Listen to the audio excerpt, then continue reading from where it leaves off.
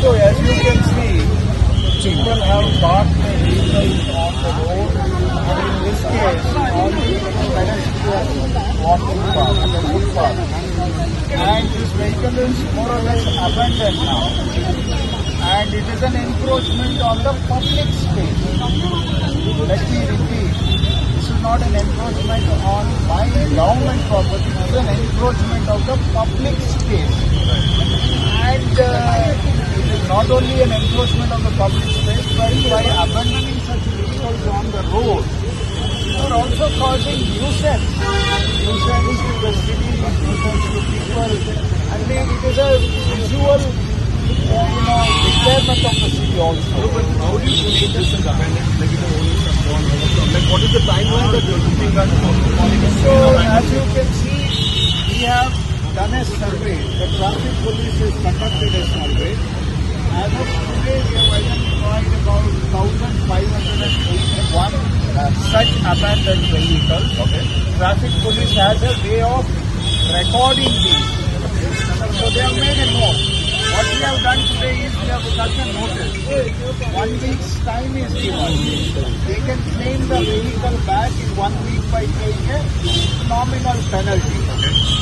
And we will remove the clamp and hand it back. If within 1 week, if they don't come and pay the penalty, then we are going to tow it.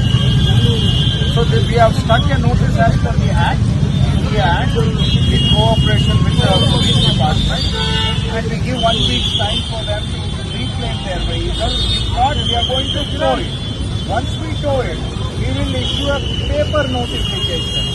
We will wait for another 15 days, and within the 15 days, if they don't reclaim their vehicle, then we are going to auction it.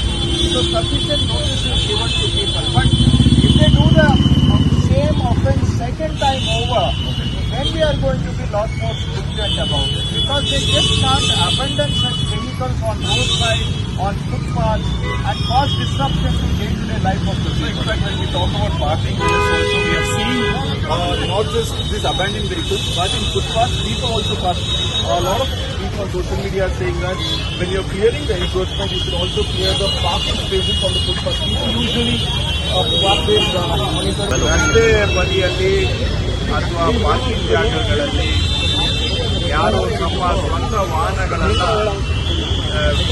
ಬಿಟ್ಬಿಟ್ಟಿದ್ದಾರೆ, ಅಂದರೆ ಬೀಡಾಡಿ ವಾಹನಗಳು, abundant vehicles, ಇವುಗಳನ್ನು ತೆರವು ಮಾಡಬೇಕು ಅಂತ ನಾನು 15 ದಿನಗಳ ಹಿಂದೆನೇ ಜನಗಳಿಗೆ ಮನವಿ ಮಾಡಿದ್ದೆ ಮತ್ತು ಎಚ್ಚರಿಕೆಯನ್ನು ಕೂಡ ಕೊಟ್ಟಿದ್ದೆ.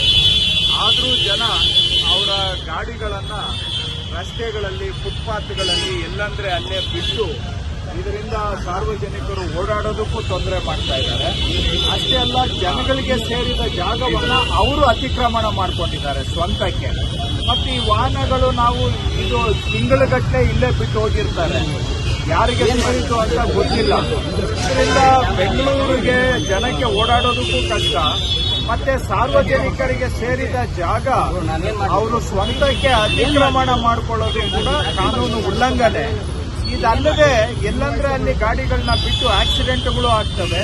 ಆಮೇಲೆ ನೋಡೋದಕ್ಕೂ ಕೂಡ ಬೆಂಗಳೂರು ಅಸಹ್ಯವಾಗಿ ಕಾಣಲಿಕ್ಕೆ ಇದು ಒಂದು ಕಾರಣ.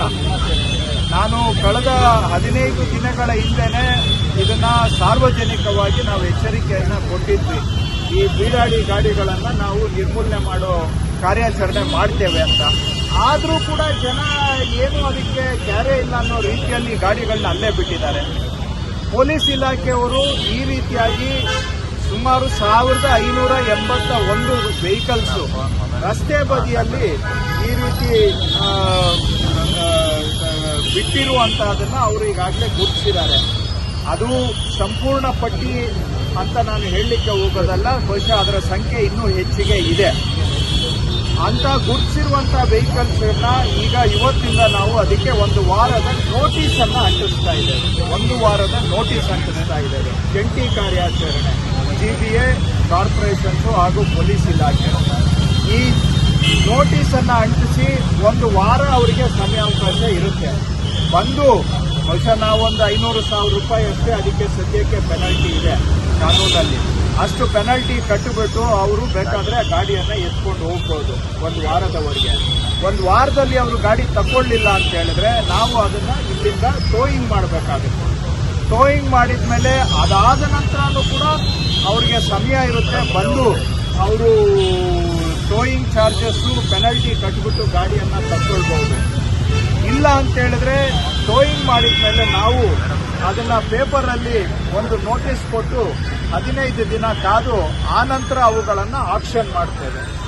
ಅದನ್ನ ಆಕ್ಷನ್ ಅಲ್ಲಿ ಯಾರು ಬೇಕೋ ಪಾರ್ಟಿಸಿಪೇಟ್ ಮಾಡಿ ಅದನ್ನ ಆಕ್ಷನ್ ಅಲ್ಲಿ ಕೊಂಡ್ಕೊಳ್ಬಹುದು. ಈ ರೀತಿಯಾದಂತ ಒಂದು ಕಾರ್ಯಾಚರಣೆಯಿಂದ ಇವತ್ತು ಆರಂಭ ಮಾಡಿದ್ದೇವೆ.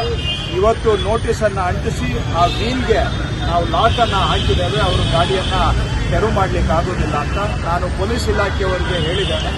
ಇದು ಪದೇ ಪದೇ ಇಲ್ಲಿಂದ ತೆಗೆದ್ಬಿಟ್ಟು ಹೋಗಿ ಇನ್ನೊಂದು ಕಡೆ ಹಾಕಿದ್ರೆ ಅಂಥವುಗಳನ್ನ ಗುರುತಿಸಿ ಅವಕ್ಕೆ ಸ್ವಲ್ಪ ಸಿವಿಯರ್ ಪೆನಾಲ್ಟಿ ಹಾಕೋದಕ್ಕೂ ಕೂಡ ಒಂದು ದಾರಿಯನ್ನ ಹುಡುಕ್ಬೇಕು ಅಂತ ಹೇಳಿದ್ದೇನೆ. ಯಾಕಂದ್ರೆ ಬಹಳ ಸಲೀಸು ಇಲ್ಲಿ 1000 ರೂಪಾಯಿ ಕಟ್ಬಿಟ್ಟು ತಗೊಂಡೋಗಿ ಇನ್ನೊಂದು ಜಾಗದಲ್ಲಿ ಬಿಟ್ಕೊಳ್ಳೋದು. ಸೊ ಯಾರು ರಿಪೀಟೆಡ್ ಅಫೆಂಡರ್ಸ್ ಇರ್ತಾರೆ ಅವರಿಗೆ ಸಿವಿಯರ್ ಪೆನಾಲ್ಟಿಯನ್ನ ಮಾಡಬೇಕು ಅನ್ನುವಂಥದ್ದು ಹೇಳಿದ್ದೇನೆ. ನಾನು ನಮ್ಮ ಹತ್ರ 1581 ಗಾಡಿಗಳ ಪಟ್ಟಿ ಇದೆ. ಬಟ್ ಇದೇ ಸಂಪೂರ್ಣ ಪಟ್ಟಿ ಅಂತ ನಾನು ಹೇಳ್ತಾ ಇಲ್ಲ. ಟ್ರಾಫಿಕ್ ಪೊಲೀಸ್ದು ಅಸ್ತ್ರಂ ಅಂತ ಒಂದು ಆ್ಯಪ್ ಇದೆ. ಆ ಅಸ್ತ್ರಂ ಆ್ಯಪ್ನಲ್ಲಿ ಸಾರ್ವಜನಿಕರು ಕೂಡ ಇಂತಹ ಬೀಡಾಡಿ ವಾಹನಗಳನ್ನು ಟ್ರಾಫಿಕ್ ಪೊಲೀಸ್ಗೆ ರಿಪೋರ್ಟ್ ಮಾಡಬಹುದು.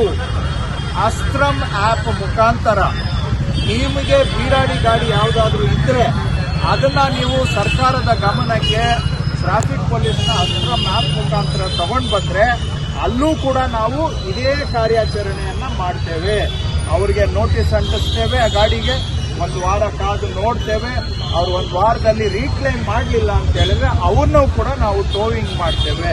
ಒಟ್ಟಾರೆ ಬ್ಯಾಂಗ್ಳೂರಲ್ಲಿ ಸುಧಾರಣೆ ಆಗಬೇಕು. ರಸ್ತೆ ಬದಿಗಳಲ್ಲಿ ಎಲ್ಲಂದ್ರೆ ಅಲ್ಲಿ ಈ ತರ ಗಾಡಿಗಳನ್ನ ಬಿಟ್ಬಿಟ್ಟು ಸಾರ್ವಜನಿಕ ಜಾಗ ಅತಿಕ್ರಮಣ ಮಾಡೋದಕ್ಕೆ ಕಡಿವಾಣ ಹಾಕಬೇಕು.